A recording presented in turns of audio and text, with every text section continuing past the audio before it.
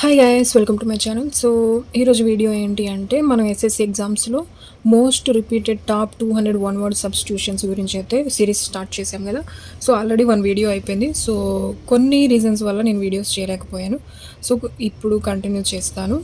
And మీకు videos miss అయినా కూడా నేను వేరే చేసిన వీడియోలో మీకు మ్యాక్సిమం కవర్ చేస్తాను. సో లేట్ చేయకుండా ఆ వీడియోలోకి వెళ్ళిపోతాను. ఓకే, సో ఆల్రెడీ మనకి 10 అయిపోయాయి కదా. సో ఇప్పుడు 11th వన్ చూద్దాం. 11th వన్ ఏంటి అంటే claustrophobia.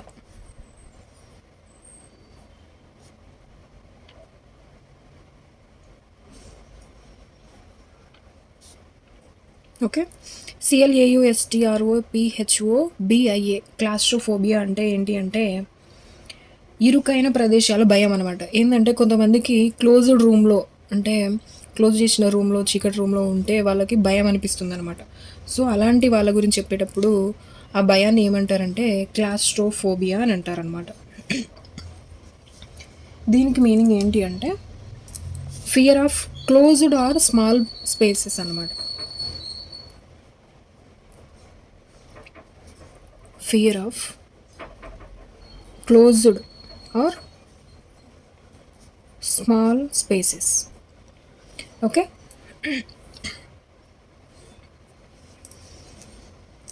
So next 12th one చూస్తే omniscient. OMNISCIENT.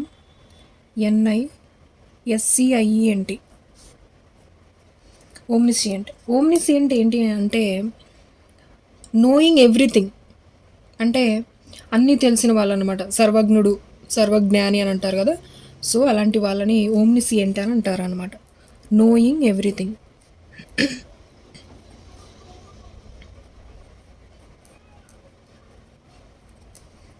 Okay, so next 13th one వచ్చేసి పెనేసియా. PANACEA. పెనేసియా అంటే a solution for all problems, అంటే అన్ని సమస్యలకు కూడా ఒకే పరిష్కారం అని చెప్తుంటాం కదా. So a solution for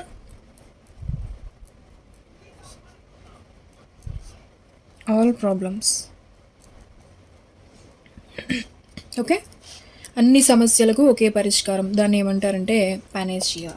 okay, so next 14th one వచ్చేసి పాలీగ్లాట్.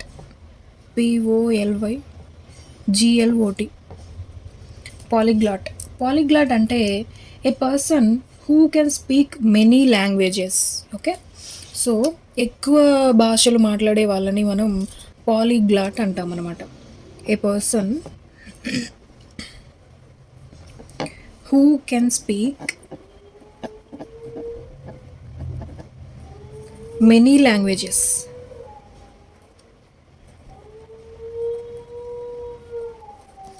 ఓకే, సో ఎక్కువ భాషలు మాట్లాడే వ్యక్తుల్ని పాలీగ్లాట్ అని అంటాం అనమాట మనం.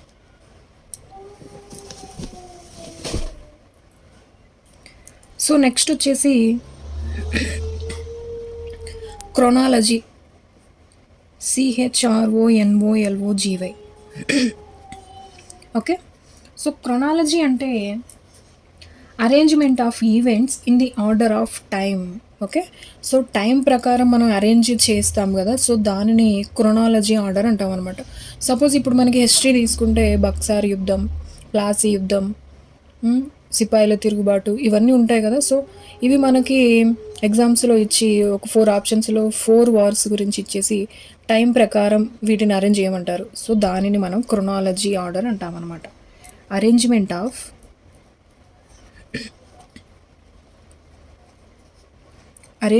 Of events in the order of time. Arrangement of events in the order of time. Time ప్రకారం మనం అరేంజ్ చేయడం అనమాట. సో నెక్స్ట్ 16th వన్ వచ్చేసి extempore. EXTEMPORE. Extempore.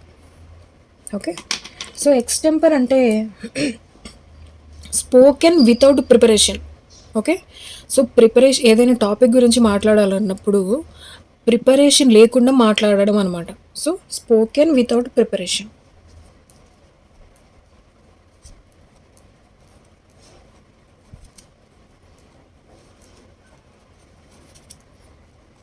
Okay. Extempore అంటే spoken without preparation. Okay. So, next 17th one వచ్చేసి fastidious. FASTIDIOUS. Fastidious అంటే very careful about details, hard to please. అంటే చాలా జాగ్రత్తగా ఉండడం అనమాట. ప్రతి చిన్న విషయాన్ని కూడా పట్టించుకోవడం. సో, అలాంటి వాళ్ళని ఫాస్టిడియస్ అంటాం అనమాట. Very careful about details.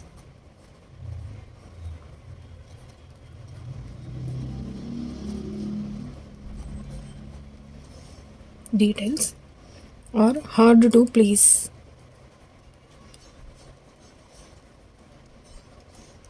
Okay.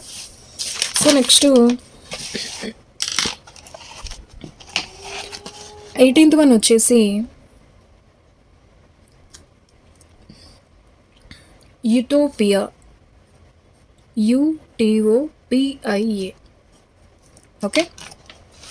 So, utopia అంటే an imaginary perfect place where everything is ideal. అంటే ఆదర్శ సమాజం అనమాట, లేకపోతే కల్పిత పరిపూర్ణ స్థలం. అంటే ఇప్పుడు మనం ఒక ప్లేస్ని మనం ఇమాజిన్ చేసుకున్నాం. సో, ఆ ప్లేస్ ఎలా ఉంది అంటే పర్ఫెక్ట్ ప్లేస్. ఒక పర్ఫెక్ట్ ప్లేస్ని మనం ఇమాజిన్ చేసుకున్నాం. సో, ఆ ప్లేస్ ఎలా ఉందంటే ఆ ప్లేస్లో అందరూ హ్యాపీగా ఉన్నారు, అందరూ హార్డ్ వర్క్ చేస్తున్నారు. సో, అందరికీ సమన్యాయంగా ఉంటుంది. సో, ఇలాంటి ప్లేస్లు మనకు భూమి మీద ఎక్కడైనా ఉంటాయా? ఉండవు కదా. సో, ఇమాజినేషన్లోనే ఇలాంటివి మనకు possible. So, and imaginary perfect place అనమాట. సో, దానిని యూటోపియా అంటాం అనమాట మనం. an imaginary perfect place where everything is ideal. Okay. So, next 19th one వచ్చేసి అమెచ్యూర్.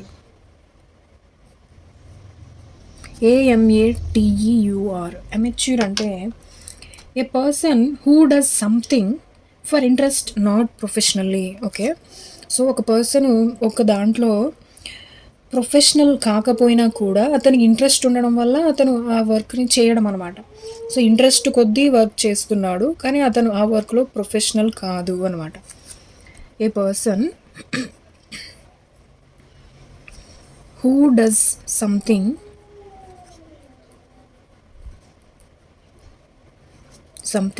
For interest,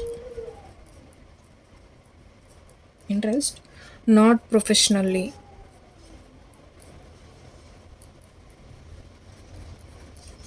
okay.